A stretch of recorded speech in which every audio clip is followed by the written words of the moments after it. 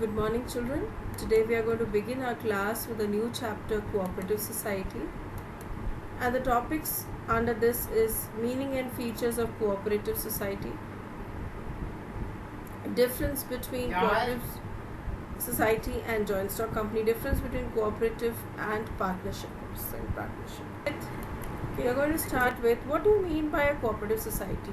The term cooperation is derived from the Latin word co-operare, where the word co means with and operare means to work, work together. Thus, cooperation means working together. It means those who want to work together with some common economic objective can form a society which is termed as cooperative society.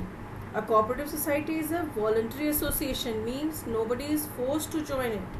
Okay, willingly people of persons of moderate means who unite together to protect and promote their common economic interest. Okay,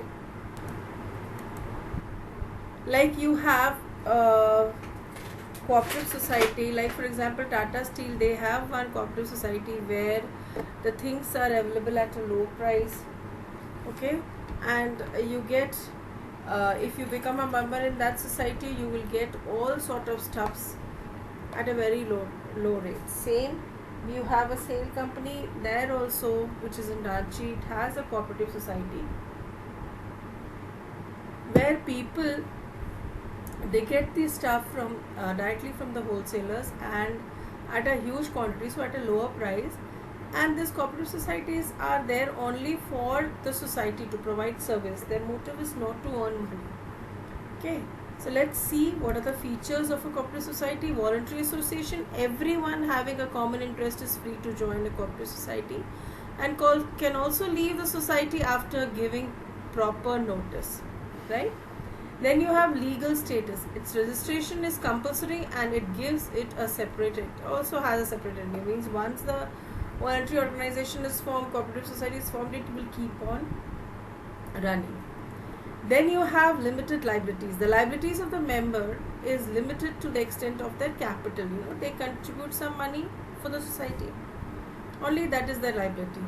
Democratic control, management and control lies with the managing committee. Those who are there, they elect their members giving vote.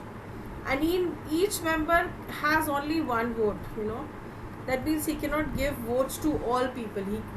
They have one voting right and they can vote only for one individual. Service motive, their motive is not to maximize profit but to serve for their member. There are also cooperative society for building homes.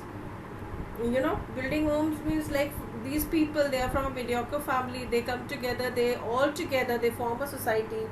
They buy a land, they give that land to a promoter to construct a building so that these people can easily get their own homes, Then you have a cooperative society for the farmers also, where they can get fertilizers and other seeds at a low price. These are the examples of cooperative societies.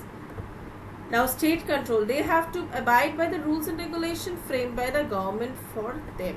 There are some rules and regulation which we should follow. We cannot cross those limits and move.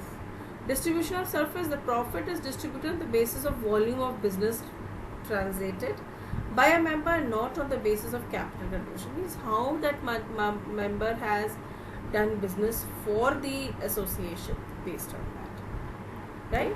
So now we have come to know about the difference between a joint stock company and a cooperative society. Joint stock company we had done previously. Okay. Now, how is a company formed? Central Act, Companies Act 1956, Section 3.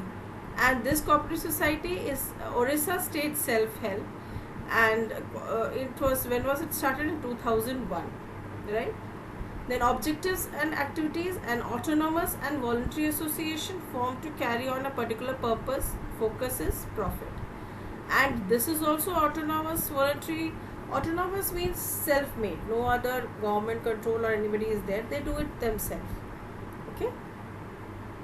And this is controlled by the voluntary association of people and their focus is doing social service.